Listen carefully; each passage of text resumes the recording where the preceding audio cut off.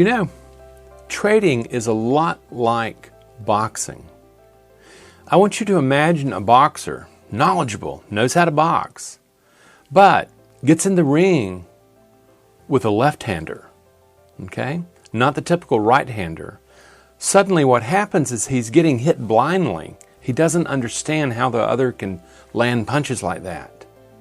He literally is blindfolded in many ways and can't see what his opponent's doing.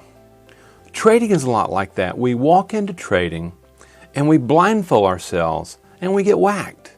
And we keep doing it over and over again and we don't understand why. Here's the deal. In trading, we try to deny emotions or try to control them, force them into submission. When in fact what happens is we really begin to understand something. The emotional brain doesn't work that way. If you look at the model, the brain called the triune brain, the emotional brain sits below the neocortex. And the neocortex is that thinking part of the brain that we all want trading. That emotional brain is that ancient primal brain that we bring from the African savannas. We bring from well before we were these human beings that we are today. And that is an emotional brain. It responds to the environment emotionally. It doesn't respond to the brain or to the environment through anything like thinking. It wouldn't know thinking, and yet we have this persona where we're observing far thinking. We don't see it, so we don't know the emotions there. The emotional brain doesn't have a language like that. It has an emotional language. And traders, by and large, really don't take the time to learn that language, to understand the interrelationship between emotional brain and thinking brain. The truth is that all thinking is emotional state dependent. And what your emotional brain decides, your thinking brain literally makes up alibis, makes up fiction, stories, narratives to support what that brain's already decided. Let me give you an example. I got an email today, and traders saying, Randy, I need help when I get into the trade in controlling emotions. I don't know what happens to me the moment I get in the trade, all bets are off. What he's doing is he's trying to stiff arm the emotion and pretend it's not there. Push it down, push it down. That's the way I'm going to master the emotion. Yet, all it's happening is you're building that emotion up to a level and suddenly it pops and it takes over thinking mind. That's what he doesn't get. That's the boxer walking into the ring blindfolded or not understanding how a left-hander functions compared to a right-hand world. And this is what we have to learn. We have to begin to go, well, what is the emotional brain all about? Otherwise, it's going to keep just absolutely sabotaging our efforts. It's about control. It's about controlling outcome. It's about being right and everything not being wrong.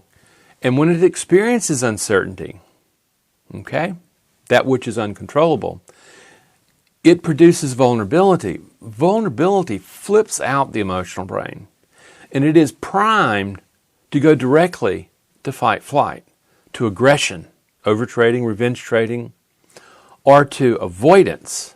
That would be not getting into trades or taking FOMO, taking the money before it's hit targets. And you see this and you go, wow, this is what's happening in my trading. Yeah, your trading in essentialness is that you're trading blindly without understanding how the emotional brain works together with the thinking brain. We all think, oh, well, I think therefore I am, and Rene Descartes was a great guy. But we also don't recognize Rene Descartes, I think therefore I am guy, recanted. He began to realize at the end of his life he was wrong. It was about emotion. And emotion leads thinking. Or in neurobiology, would say that all thinking is emotional state dependent. So what we're doing is we're saying, first of all, we have to come to a new understanding of emotion. It's not feelings. Feeling is a component of an emotion.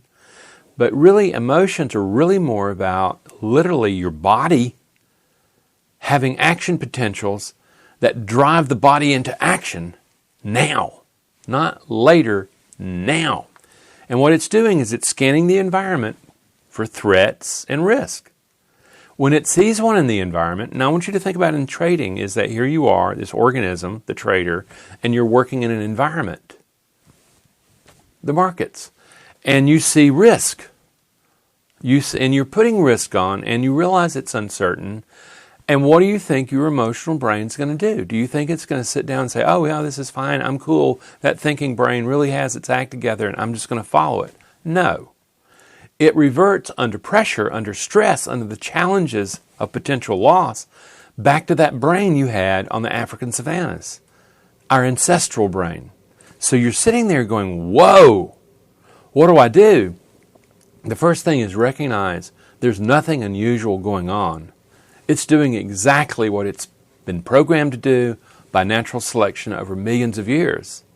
It's you, my friend, that have to decide, am I okay with my emotional brain working in a primal way that sees uncertainty as dangerous, sees vulnerability as a reason to jack up the fight-flight response, or do you want to learn to cool that brain down so that it doesn't hit a trip switch and flood and take over the thinking brain? Do you want that so that the thinking brain can stay there, present, but from a disciplined, impartial standpoint? Or do you want it flipping out to its priming, to its primal priming?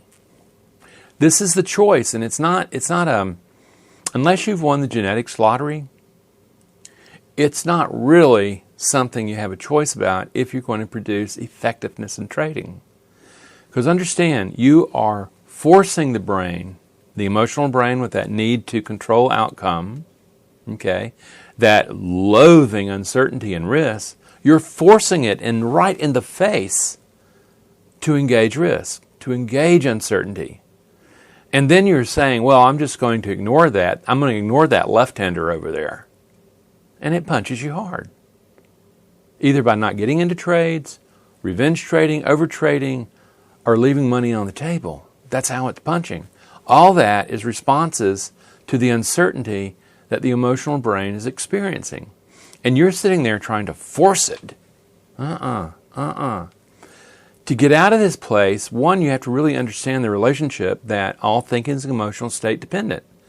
And that the truth is the thinking brain produces alibis, produces stories that support what the emotional brain has already decided. So it's enormously important to be able to start managing what that emotional brain is experiencing. It starts with emotional regulation, where you're recognizing, oh my God, an emotion is biological. It's not a feeling. It's biological, and you start recognizing, well, if it's biological, it's got a signature, breathing, heart rate, muscle tension, and you start manipulating those particular aspects and calming the emotion down. But that's not enough. That's going to take care of the emotional hijackings.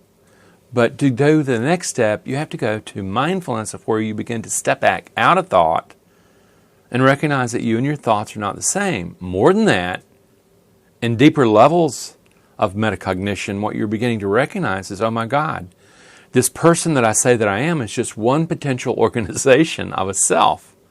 And most likely it was organized before I could even think. What the successful trader is going to have to do is go back in and say, okay, that's the mind that I brought to trading, and I realize it's not up to the task. It's not a problem with it. It's just simply it's not right for this task of probability management. And you're going to have to go in and redesign the emotions that you call forward to meet the challenges of uncertainty. Not the ones that you came stock with. That's fight-flight. That's from the ancient emotional brain. What you want to do is, in this miracle of being human, is use the thinking brain to affect the emotional brain and start training it to say, you know something, when I meet uncertainty, what I'm going to do is I'm not going to go the way I'm primed. I'm not going to go to the ancient primitive brain. What I'm going to do is I'm going to train myself to approach, to engage that uncertainty from a position of discipline, of courage, of self-soothing, very important, and impartiality. That's the footings, that's the moorings of the probability-based mind. You can't control outcome. You control the mind you bring into that moment to manage the uncertainty. Yeah, that's the ticket, friends. We teach that. And I invite you to come and learn. Read from all the free articles, the videos, but then go beyond that. Really take a look at my book. But go beyond that. Start looking at it and go, wow, you know something? He's got courses where he goes in and actually teaches the skills and tools you need to be able to redevelop the brain and the mind for probability management, not for fear-based survival management. That's what's going to have to occur, friends. You can do it, and it takes training. Come and learn. Come and learn, friends. Have a good one.